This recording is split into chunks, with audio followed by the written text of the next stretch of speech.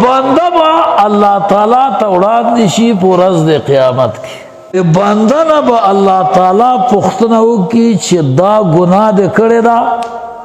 ای بای چې او صاحب دا مې کړې ده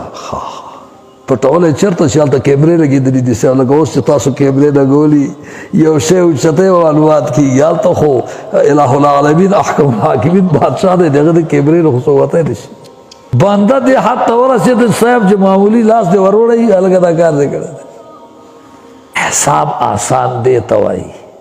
دا گناہ دے کھڑے دا آو صاحب دا گناہ میں کھڑے دا انکار نشی کرے دا گناہ دے کھڑے دا آو صاحب دا گناہ میں کھڑے دا ٹھول بورتا بیان کی وائی پا دنیا کے میں در باندے پردہ چولے اس میں ٹھول دا توبہ خواہ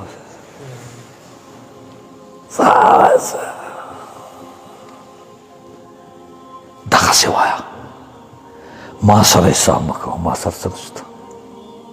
کہتے ما چیزی نہیں استا ما سر سنشتا سر ما سر حساب مکو سر حساب مکو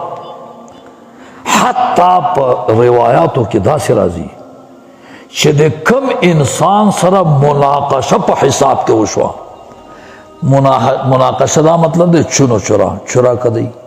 چطور میں کدی تاسو په دې حکومتونو کې هم ګورئ بعضې وخت کې سترګې پټې کړي دا خیر دی ګورو که نه میرې بعضې وخت کې سړی راګیر کړي هلته څه چلو څه دی کول مناقشه در حساب اورا گفته میشه چون و چرا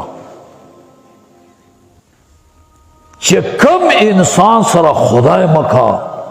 مناقشه په حساب کې وشو دی هلاک شو سن مناقشہ دا گناہ دے کر دے او سے ولی دے کولا خبر ختم دا سخت خبرت سے دا انتہائی خطرناک خبرت سے من نوقش فی الحساب فقد حلقا شد کم انسان سر پا حساب کے مناقشہ شوا لاندے باندے او صدی کولو ولی دے کولو سم مجبورہ بیا مشکلات دی سے دومره خبره ده چې هغه ذات رضا کول پکار دي بس دا دنیا او آخرت مالک الله تعالی دی نو په دې زمونږ په دې معاشره کې چې د کم کور مالک ستانه رضای کور بیا ستا دی